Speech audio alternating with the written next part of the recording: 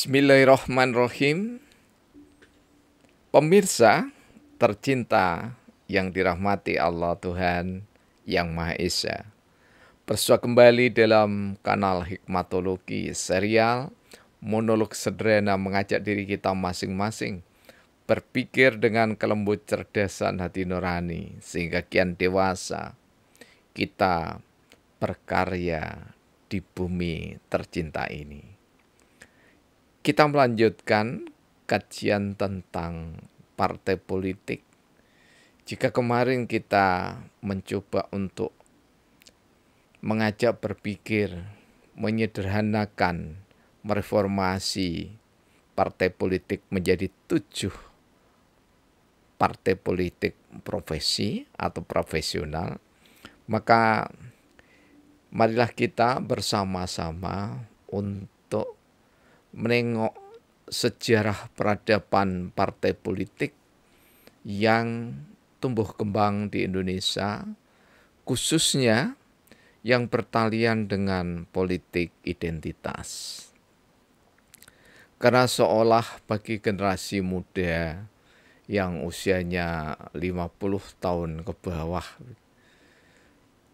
ada semacam alergi terhadap politik identitas karena kurangnya kosakata dalam pemahaman sejarah peradaban politik Indonesia. Perubahan adalah keniscayaan, tetapi menista politik identitas bukan sikap yang bijaksana. Mengapa? Karena jika kita melihat perkembangan kehidupan partai politik di Indonesia, justru partai politik diawali dari identitas. Politik identitas. Karena itu kita mencoba untuk memanfaatkan public policy atau ilmu kebijakan politik, khususnya yang bertalian dengan policy evaluation, bertalian dengan evaluasi kebijakan. Yang kami maksudkan tentu saja kebijakan di sini adalah kebijakan yang bertalian dengan sistem partai politik di Indonesia. Jika kita menggunakan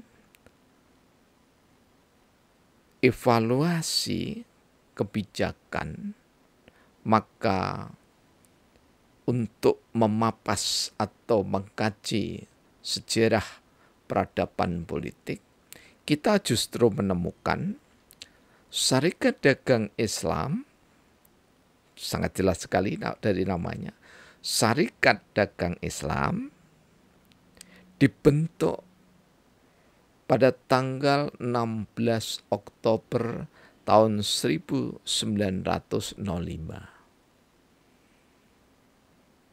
Mendahului Budi Utomo 1908. Jadi jika kita mencoba dengan jernih, meskipun Syarikat Dagang Islam itu merupakan politik identitas, namun tidak berarti sempit wawasan kebangsaannya. Justru kalau kita mau jujur, yang sempit wawasan kebangsaannya adalah Budi Utomo. Sederhananya bahwa Syarikat Dagang Islam kemudian yang nantinya menjadi Partai Syarikat Islam Indonesia sebagai partai politik tertua di Indonesia, gerakannya jelas non-kooperatif dengan Belanda, tetapi Budi Utomo kooperatif dengan Belanda. Ini contoh yang paling konkret.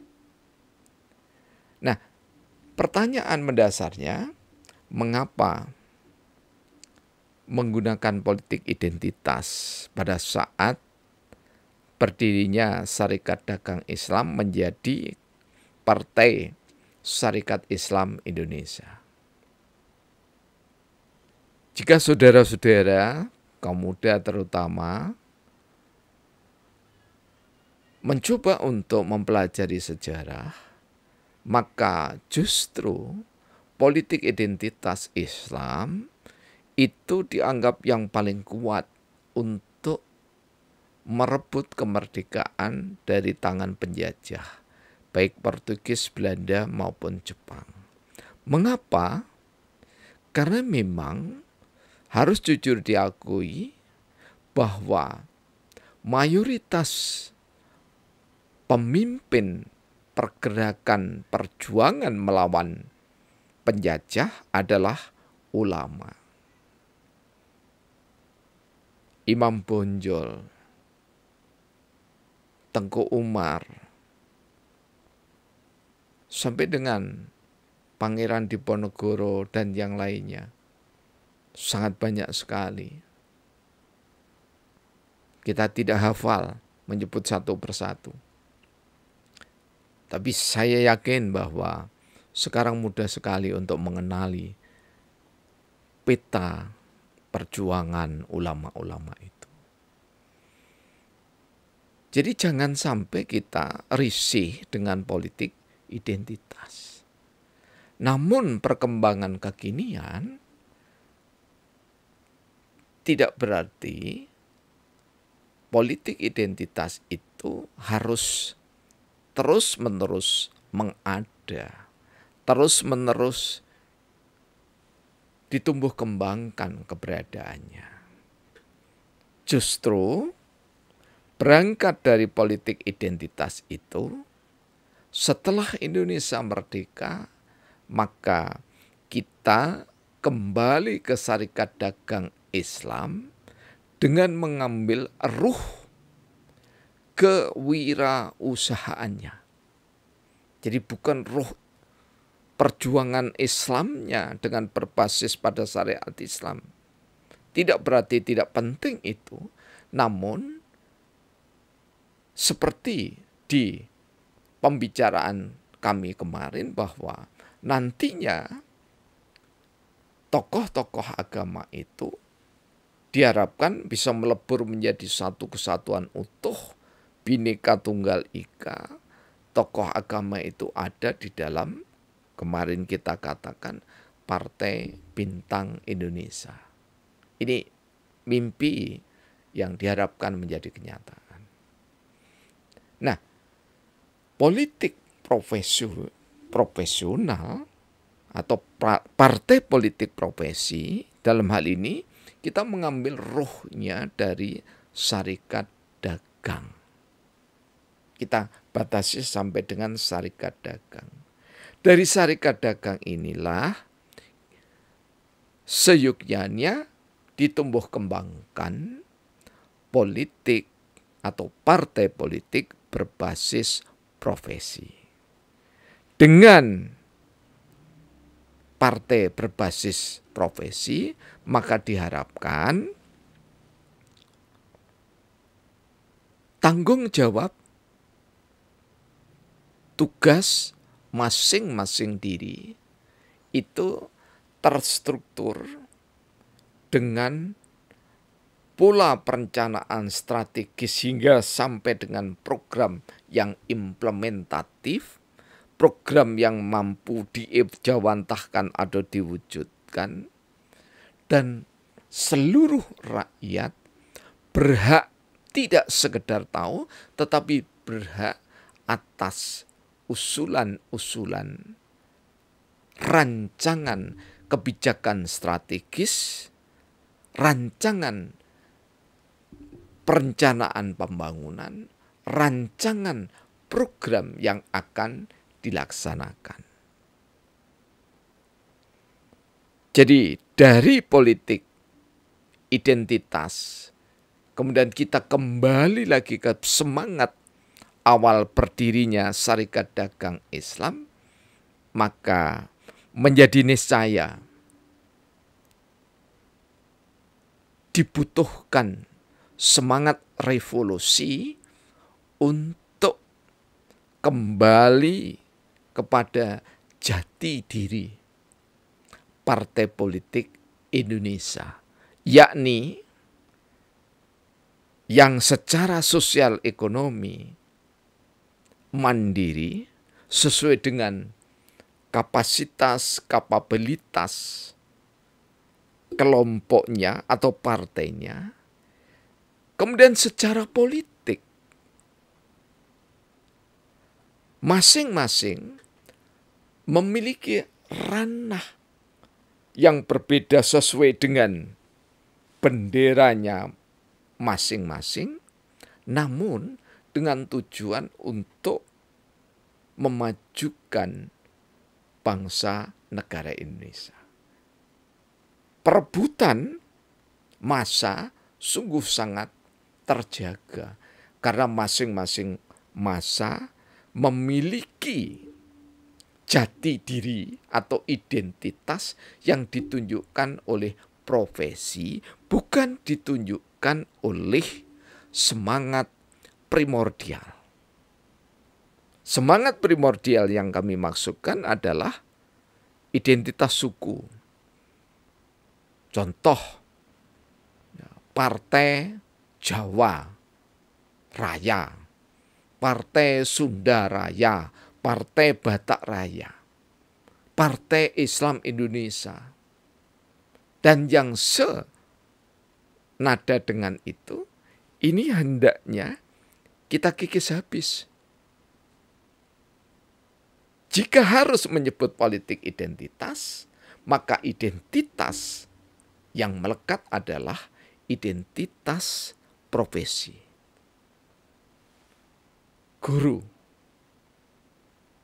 ustadz-ustadzah mengumpul dalam profesi sistem pendidikan pengajaran, termasuk dosen. Demikian seterusnya seperti yang kemarin kami sampaikan. Jadi identitas bukan lagi identitas yang bersifat parokial, kedaerahan, kepercayaan, atau keagamaan, namun identitas yang patut dan layak ditumbuh kembangkan adalah identitas profesional. Dalam bahasa lain, identitas kesalehan. Jadi rasa ikut memilikinya nantinya terhadap partai politik berdasarkan profesi itu akan lebih kuat dan tidak tercabik-cabik dengan semangat money politik. Jadi betapapun bernama Partai Amanat Nasional, Partai Kebangkitan Bangsa, tetapi di situ parokialnya sangat nyata. Jadi kalau PAN, mohon maaf, itu pasti pendukungnya seputar Muhammadiyah. Kemudian kalau PKB pendukungnya seputar Nahdlatul Ulama. Dan seterusnya. Gaya politik seperti ini atau model politik seperti ini secepatnya sungguh sangat bijak jika ditinggalkan. Dikembalikan kepada semangat bahwa seluruh rakyat, baik rakyat jelata sampai dengan rakyat yang diberikan amanah untuk memimpin di tingkat manapun, ini harus benar-benar dipimpin oleh hikmat kebijaksanaan. Sehingga ketika nanti di dalam permusyawaratan, maka mereka semua mufakat untuk kemajuan bangsa Indonesia, bukan kemajuan kelompok. Tidak bicara lagi konstituen. Karena sekarang ini legislatif kalau kita mau jujur menilai mengevaluasi, maka legislatif sekarang itu hanya berbicara konstituen. Bukan berbicara rakyat.